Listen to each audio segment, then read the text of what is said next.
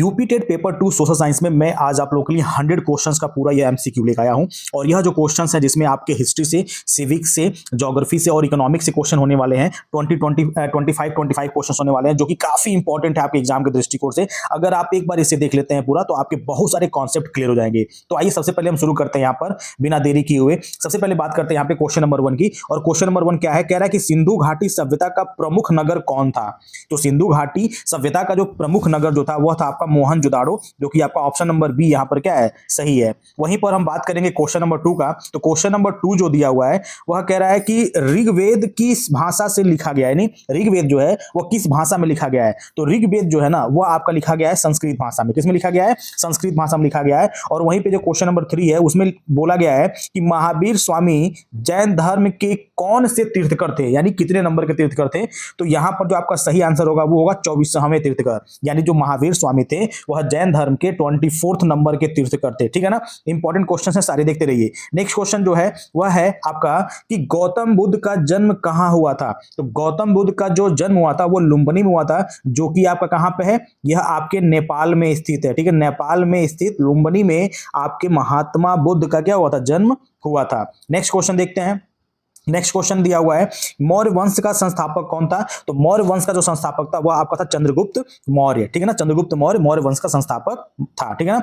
अशोक ने किस युद्ध के बाद बौद्ध धर्म को अपनाया? तो आपको पता होगा कि सबसे महत्वपूर्ण जो युद्ध था वो था कलिंग का युद्ध। और इस युद्ध को अशोक का हम टर्निंग पॉइंट भी कहते हैं, क्योंकि इसी युद्ध के बाद अशोक अपने जीवन में बहुत अच्छे कार्यों के लिए क्या होता है? प्रेरित होता है। यानी यह युद्ध ऐसा था कि इस युद्ध में उसने महाविनाश देखा, बहुत सारे लोगों की हत्याएं देखी, और इस हत्या से इसका मन बदल गया और वह बुद्ध के शरण में जाकर के क्या हुआ?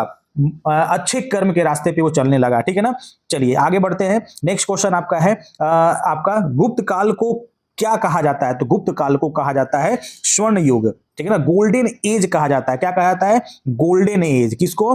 गुप्त काल को गोल्डन एज के नाम से भी हम क्या करते हैं? जानते हैं। गोल्डन एज किसको?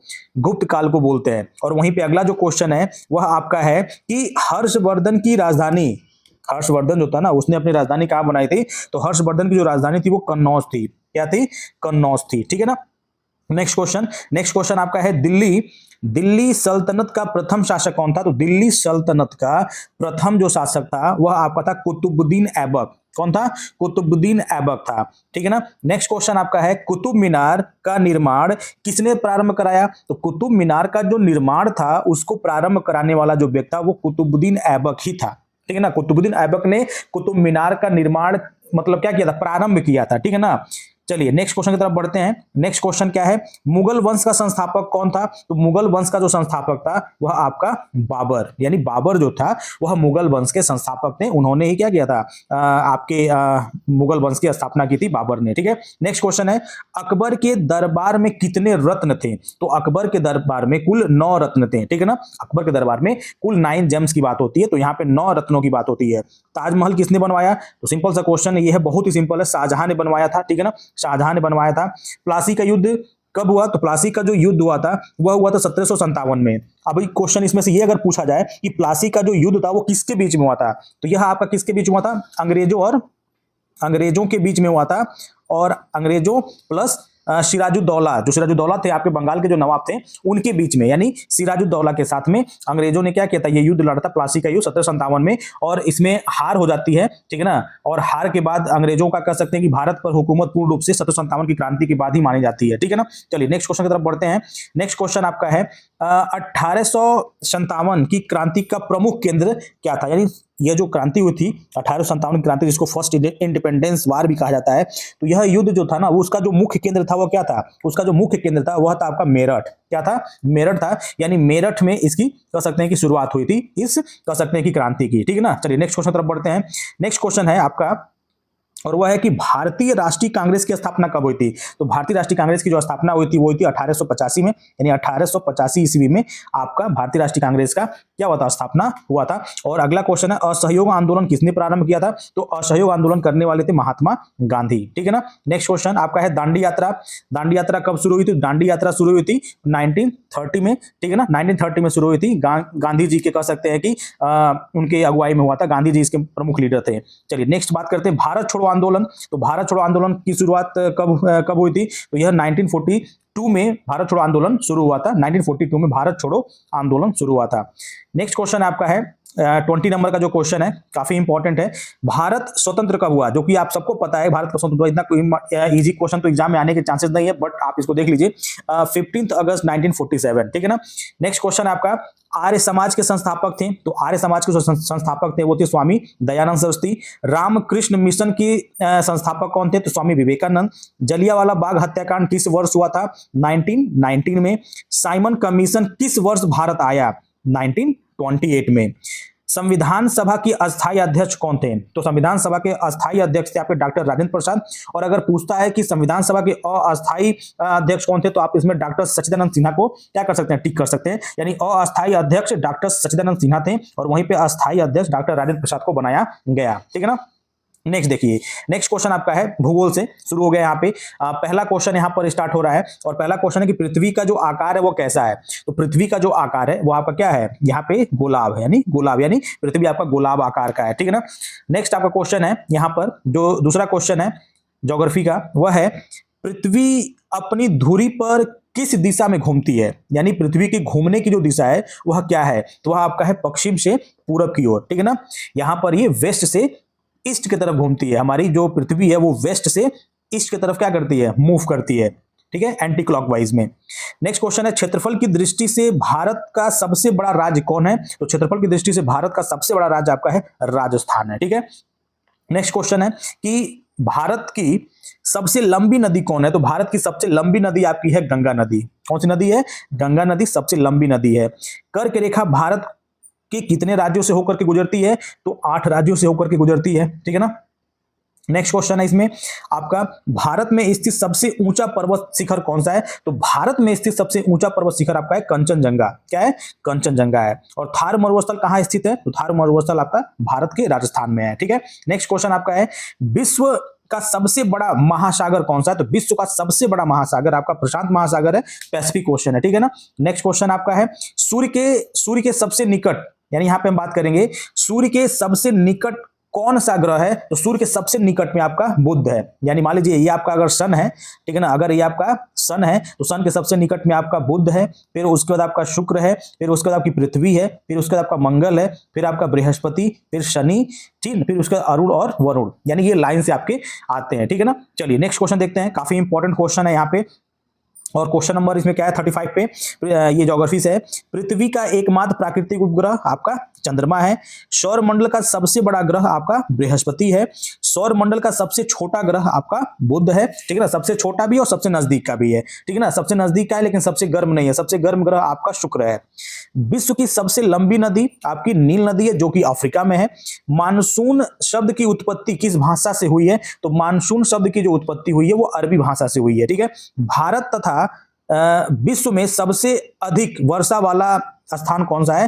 तो आपका भारत में स्थित आपका क्या है? माशिनराम, यहाँ पे सबसे अधिक वर्षा होती है, ठीक है ना।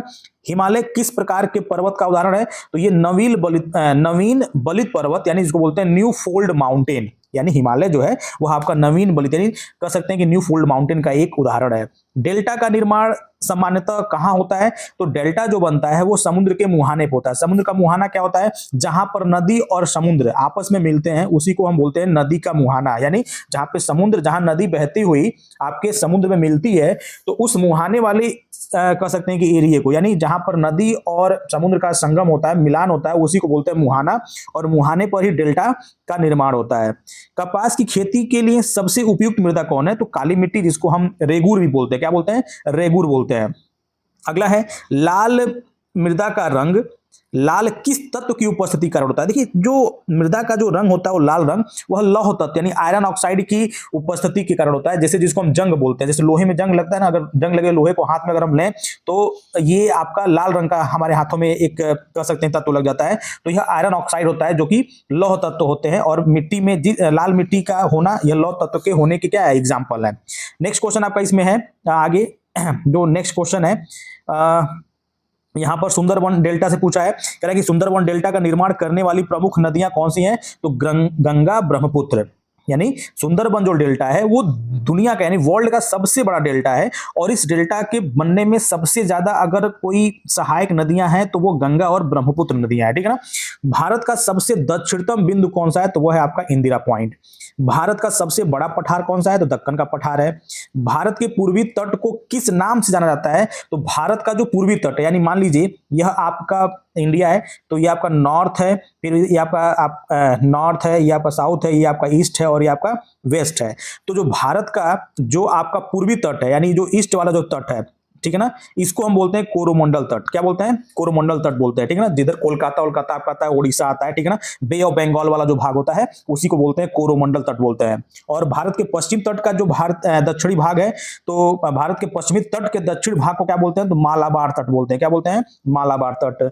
समुद्र में ज्वार भाटा आने का सबसे प्रमुख कारण क्या है, सूर्य और चंद्रमा का गुरुत्वाकर्षण, ठीक है ना। जो चंद्रमा और सूर्य का जो गुरुत्वाकर्षण होता है, उनके वजह से, उनके आकर्षण की वजह से समुद्र में ज्वार भाटा क्या होता है, उत्पन्न होता है, ठीक है ना। चलिए अब नेक्स्ट क्वेश्चन देखते हैं यहाँ पे पॉलिटिकल साइंस से, जो कि काफी इंपॉर्टेंट है। यहाँ पे पहला क्वेश्चन दिया हुआ है कि भारत का संविधान कब पूर्ण रूप से लागू हुआ था, तो भारत का जो संविधान था वह पूर्ण रूप से लागू हुआ था 26 जनवरी 1950 को, लेकिन उसको स्वीकार किया गया था कब, स्वीकार किया गया था 26 नवंबर 1949 को, ठीक है ना। यह जानने वाली क्वेश्चन है कि भारत के संविधान को स्वीकृति मिली थी 26 नवंबर 1949 को, लेकिन पूर्ण रूप से लागू किया गया था कब, 26 जनवरी 1950 को लागू किया गया था। नेक्स्ट क्वेश्चन आपका इसमें है कि भारतीय संविधान का निर्माता या जनक किसे माना जाता है, तो भारतीय संविधान का निर्माता या जनक माना जाता है डॉक्टर भीमराव अंबेडकर को।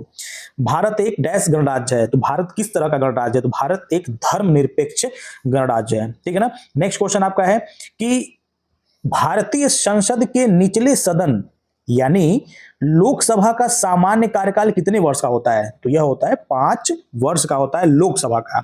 लेकिन अगर राज्यसभा का पूछा जाता है तो राज्यसभा का आपका होता है 6 ईयर होता है राज्यसभा का। किसका होता है, राज्यसभा का होता है, ठीक है ना। लेकिन लोकसभा का जो कार्यकाल होता है वह आपका 5 ईयर का होता है, ठीक है ना।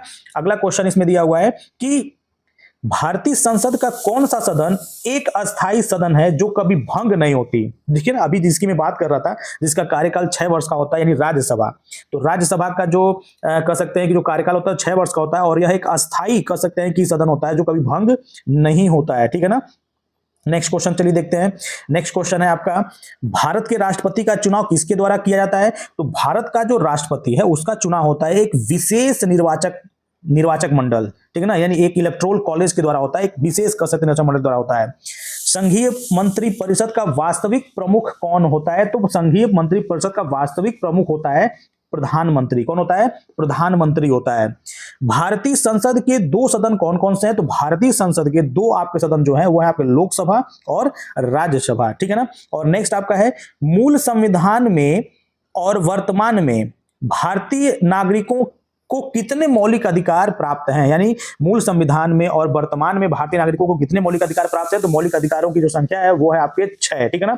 नेक्स्ट क्वेश्चन दिया है कि भारत संविधान की प्रस्तावना में समाजवादी, धर्मनिरपेक्ष और अखंडता शब्द का संशोधन मतलब किस संशोधन से जोड़े गए थे, तो यह 42वां संविधान संशोधन था, यानी 42 जो संविधान का संशोधन था उसके द्वारा आपके संविधान के प्रस्तावना में समाजवादी, धर्मनिरपेक्ष और अखंडता को क्या किया गया था, ऐड किया गया था।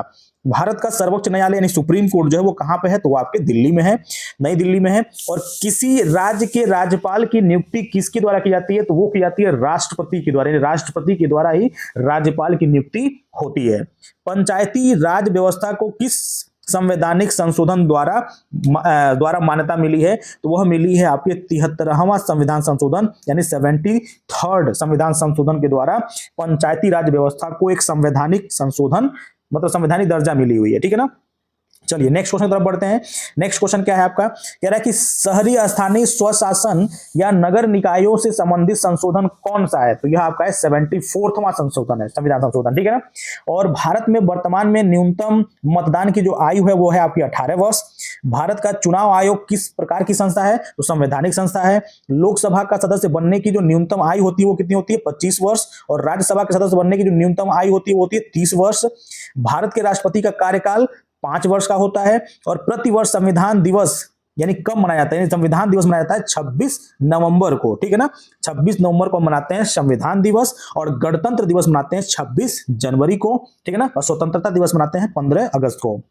वर्तमान में भारतीय संविधान में कितने मौलिक कर्तव्य हैं, यानी फंडामेंटल ड्यूटीज जो है वो कितने हैं, तो 11 है, यानी ड्यूटीज हमें ज्यादा मिली हैं और अधिकार हमें कम मिली हुई है, ठीक है ना। नेक्स्ट देखिए, नेक्स्ट आपका यहां पे दिया हुआ है कि राष्ट्रीय मानवाधिकार आयोग NHRC की स्थापना कब हुई थी, तो इसकी स्थापना हुई थी वर्ष 1993 में। और केंद्र और राज्यों के बीच जो शक्ति का विभाजन है वह किन सूचियों में है, तो यह संघ सूची में, राज्य सूची में और समवर्ती सूची में लिखित रूप में लिखा गया है। भारतीय लोकतंत्र में न्यायपालिका का स्वरूप कैसा है, तो देखिए भारतीय लोकतंत्र में जो न्यायपालिका है, जो ज्युडिशरी है, उसका जो स्वरूप है वह स्वतंत्र है और एकीकृत अंग है, ठीक है ना, ये याद रखिएगा। शासन व्यवस्था के आधार पर भारत किस प्रकार का देश है, तो भारत एक आपका फेडरल सिस्टम से चलता है, यानी संघीय व्यवस्था से हमारा देश चलता है, ठीक है ना।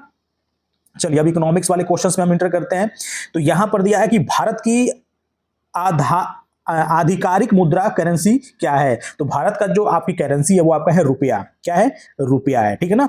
नेक्स्ट आपका दिया है कि भारतीय रिजर्व बैंक RBI की स्थापना कब हुई थी, तो भारतीय रिजर्व बैंक की जो स्थापना हुई थी वो हुई थी 1935 को हुई थी, ठीक है ना। नेक्स्ट क्वेश्चन कह रहा है यहाँ पे कि भारत का जो केंद्रीय बैठक है, भारत का केंद्रीय बैंक है, सॉरी, भारत का केंद्रीय बैंक कौन सा है जो मौद्रिक नीति जारी करता है, तो वह आपका है RBI, ठीक है ना, reserve bank of India.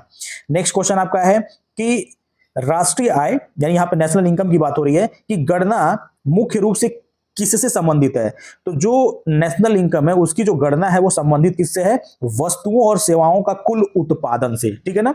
Next आपका है भारत में गरीबी रेखा का निर्धारण पारंपरिक रूप से किस आधार पर किया जाता है, यानी जो पॉवर्टी लाइन है, यानी जो गरीबी रेखा है वो हम किसके आधार पर तय करते हैं, तो वह होता है आय और उपभोग व्यय के आधार पर, जिसको हम बोलते हैं कैलोरी मात्रा, क्या बोलते हैं, कैलोरी मात्रा भी इसको बोला जाता है, यानी आय व उपभोग व्यय के आधार पर हम गरीबी रेखा का क्या करते हैं, निर्धारण करते हैं।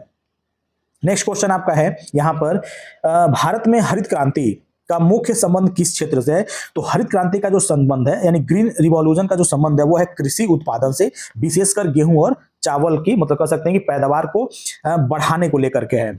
अगला है आपका श्वेत क्रांति, यानी जो श्वेत क्रांति है वो किससे संबंधित है, यानी किसको बढ़ावा देता है, तो वह देता है दुग्ध उत्पादन को, ठीक है ना। नीली क्रांति यह अर्थव्यवस्था के क्षेत्र में है, तो मत्स्य यानी मछली पालन से संबंधित है। पीली क्रांति यह आपका मतलब संबंधित है आपके तिलहन उत्पादन से, ये काफी इंपॉर्टेंट है, हर साल पूछा जाता है क्रांति से, श्वेत क्रांति, नीली क्रांति, पीली क्रांति। अगला है आपका भारत में 14 प्रमुख व्यावसायिक बैंकों की पहली बार राष्ट्रीयकरण किस वर्ष में हुआ था, तो 1969 में 14 प्रमुख व्यावसायिक बैंकों को क्या किया गया था, राष्ट्रीयकरण कर दिया गया था, मतलब उनको सरकारी कर दिया गया था। भारत में वस्तु एवं सेवा जिसको बोलते हैं GST कब से पूर्ण रूप से लागू किया गया था, तो 1 जुलाई 2017 से इसको क्या किया गया था, लागू किया गया था। अगला दिया आपका यहाँ पे नाबार्ड, यानी नाबार्ड का जो मुख्य कार्य है वो क्या है, कृषि एवं ग्रामीण विकास हेतु ऋण प्रदान करने वाला क्या है, एक शीर्ष बैंक है ये, ठीक है ना। नेक्स्ट क्वेश्चन देखिए, नेक्स्ट क्वेश्चन क्या इसमें दिया हुआ है, कह रहा है कि योजना आयोग की स्थापना, जिसको हम नीति आयोग मतलब कहते हैं, नाम से जानते हैं, 1 जनवरी 2015 को था। पहले ये योजना आयोग था, लेकिन 1 जनवरी 2015 से यही योजना आयोग नीति आयोग के नाम से जाना जाने लगा, ठीक है ना। अगला क्वेश्चन है अर्थव्यवस्था के अनुसार बेरोजगारी की सटीक परिभाषा क्या है, तो अर्थव्यवस्था मतलब अर्थव्यवस्था या कह सकते हैं कि अर्थशास्त्र के अनुसार जो बेरोजगारी की जो सटीक परिभाषा है वह है प्रचलित मजदूरी दर पर काम करने की इच्छा होने पर भी काम न मिलना, यानी अगर हम चाह रहे हैं कि हमको कोई 100 रुपए ही दे, हम काम करने के लिए तैयार हैं, लेकिन हमको उस पर भी हमको अगर नौकरी नहीं मिल रही है, हमको काम नहीं मिल रहा है, तब हम कह सकते हैं कि मतलब अर्थशास्त्र कह सकता है कि मतलब क्या है, बेरोजगारी मतलब एकदम चरम पे है, यानी बहुत ज्यादा है। अगला आपका दिया मुद्रास्फीति, जिसको बोलते हैं इन्फ्लेशन, ये इसका सामान्य अर्थ क्या होता है, तो कह रहा है कि बाजार में वस्तु एवं सेवाओं की कीमतों में निरंतर होने वाली जो वृद्धि होती है, यानी कह सकते हैं कि जो महंगाई दर है, यानी मुद्रास्फीति का मतलब होता है बाजार में वस्तुओं और सेवाओं की जो कीमतें होती हैं जो लगातार बढ़ती हैं, उसको कहते हैं मुद्रास्फीति। आयकर, जिसको इनकम टैक्स बोलते हैं, कॉर्पोरेट टैक्स का उदाहरण क्या है, ये होता है प्रत्यक्ष कर होता है, जिसको बोलते हैं डायरेक्ट टैक्स। GST इसको बोलते हैं वस्तु एवं सेवा कर। इसका जो किस प्रकार का एक कर का प्रमुख उदाहरण है, तो यह अप्रत्यक्ष कर है, इनडायरेक्ट टैक्स है, यानी जीएसटी जो है वह आपका है इनडायरेक्ट टैक्स है। वहीं पर आपका जो इनकम टैक्स है वो आपका डायरेक्ट टैक्स है, ठीक है ना। और नेक्स्ट क्वेश्चन इसमें जो आपका है 93 नंबर का, ठीक है ना, क्या दिया हुआ है, कह रहा है कि अर्थव्यवस्था में सार्वजनिक, जो यहाँ पे दिया अर्थव्यवस्था में जो सार्वजनिक जो पब्लिक सेक्टर है उससे क्या मतलब है, तो कह रहा है कि ऐसे उद्योग या उपक्रम जिन पर सरकार का पूर्ण नियंत्रण या कह सकते हैं स्वामित्व हो, ठीक है ना। और अगला क्वेश्चन आपका अर्थव्यवस्था में निजी क्षेत्र प्राइवेट सेक्टर का क्या अर्थ है, तो ऐसा व्यवसाय जिसका स्वामित्व निजी व्यक्तियों या संस्था के हाथ में हो, ठीक है ना। और अगला क्वेश्चन आपका है विश्व बैंक की स्थापना किस समझौते के तहत 1944 में हुई थी। यानी यहाँ पे दो क्वेश्चन आपके सामने हैं कि विश्व बैंक की स्थापना कब हुई थी, तो विश्व बैंक की स्थापना हुई थी यानी वर्ल्ड बैंक की स्थापना हुई थी 1944 में, लेकिन किस समझौते के तहत हुई थी, तो यह समझौता जो था वो था आपका ब्रिटेन वुड्स समझौता, जो कि 1944 में हुआ था, ठीक है ना। चलिए नेक्स्ट क्वेश्चन देखते हैं।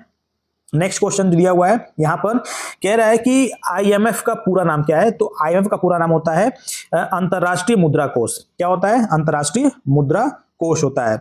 और वहीं पर वैश्विक व्यापार नियमों को संचालित करने वाला जो संगठन आपका है WTO, इसका पूरा नाम क्या है, तो इसका पूरा नाम का है विश्व व्यापार संगठन, ठीक है ना, वर्ल्ड ट्रेड ऑर्गेनाइजेशन। वित्तीय समावेशन के लिए शुरू की गई प्रधानमंत्री जन धन योजना, यह कब शुरू हुई थी, तो जन धन योजना है वो शुरू हुई थी 2014 में, यानी हुआ था 2014 में। अगला क्वेश्चन है किस देश के आर्थिक विकास और जीवन स्तर का सबसे उपयुक्त सूचक माना जाता है। कह रहा है ना कि किसी देश के आर्थिक विकास और जीवन स्तर का सबसे उपयुक्त सूचक क्या है, प्रति व्यक्ति वास्तविक आय, ठीक है ना, यह होता है। और नेक्स्ट और लास्ट क्वेश्चन है भारतीय अर्थव्यवस्था की प्रमुख प्रकृति क्या है, तो भारतीय अर्थव्यवस्था की जो प्रमुख प्रकृति है वह है भारत मुख्य रूप से एक कृषि प्रधान है और मिश्रित अर्थव्यवस्था वाला देश है। यानी भारत कह सकते हैं कि अर्थव्यवस्था के तौर से अगर देखा जाए तो एक कह सकते हैं कि कृषि वाला देश है, यानी मुख्य जो कह सकते हैं भारत का जो मुख्य जो रूप है वह कृषि ही है। क्या है, कृषि है। तो आई थिंक ये क्वेश्चन आपको काफी इंपॉर्टेंट लगे होंगे। इन्हीं सभी क्वेश्चन से आपके एग्जाम में कुछ ना कुछ क्वेश्चन जरूर आने हैं, तो इसको पूरा अच्छे से तैयार करके अपनी तैयारी बेहतर बनाइएगा। और नेक्स्ट क्वेश्चन में हम और इंपॉर्टेंट कर सकते हैं एमसीक्यू क्वेश्चन लेकर के आएंगे, ठीक है ना। धन्यवाद।